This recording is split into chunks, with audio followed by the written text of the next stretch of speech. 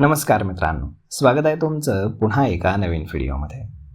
मित्रांनो, गेल्या सलग 4 महिन्यांपासून भारतीय भांडवली बाजारातून काढता पाय घेणाऱ्या FPI म्हणजेच परदेशी पोर्टफोलिओ गुंतवणूकदारांनी अखेर आपला निर्णय बदललेला आहे.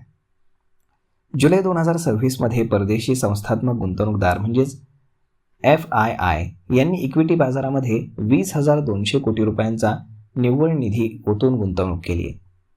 केवळ भाग भांडवल बाजारातच नव्हे तर रोखे बाजारातही परदेशी गुंतवणूकदारांचा ओघ वाढत असून सामान्य मार्गानं 29,212 कोटी आणि फुल्ली ॲक्सेसेबल रूट म्हणजेच FARद्वारे 3,033 कोटी रुपयांचं भांडवल भारतात आले.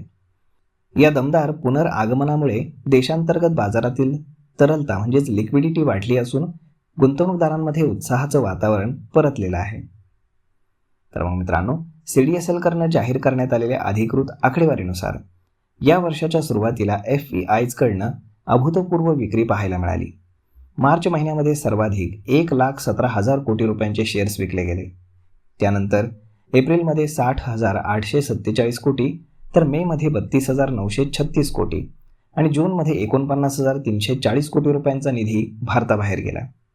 जुलै महिन्यातील या नवीन खरेदीमुळे बाजाराला काहीसा दिलासा मिळाला असून तरी 2026च्या सुरुवातीपासून आत्तापर्यंत परदेशी गुंतवणूकदारांनी भारतीय बाजारातून तब्बल 2,54,000 कोटी रुपये काढून घेतलेले आहेत. तर मग मित्रांनो, अशा पद्धतीनं जर आपण पाहिलं तर जिओ फायनान्शियल सर्व्हिसेसचे जे काही गुंतवणूक रणनीतिकार आहेत तर यांनी स्पष्ट केलं आहे की तैवान आणि दक्षिण कोरिया यांच्यासारख्या आशियाई बाजारांमधील वाढती अनिश्चितता आणि चिप उद्योगासमोरील आव्हानांमुळे परदेशी गुंतवणूकदारांनी सुरक्षित पर्याय म्हणून भारताचा मार्ग निवडला आहे. चालू आर्थिक वर्षाच्या पहिल्या तिमाहीतील भारतीय कंपन्यांची उत्तम कामगिरी या विश्वासाला खत पाणी घालणारी ठरली आहे. तर मग मित्रांनो, अशा पद्धतीनं बाजाराच्या पुढे देखील अजून खूप जास्त संकट आहेत, परंतु तरीही फॉरेन इन्स्टिट्यूशनल इन्व्हेस्टर जे आहेत तर त्यांनी भारतामध्ये खरेदी केल्याचं चित्र आपल्याला पाहायला मिळतंय.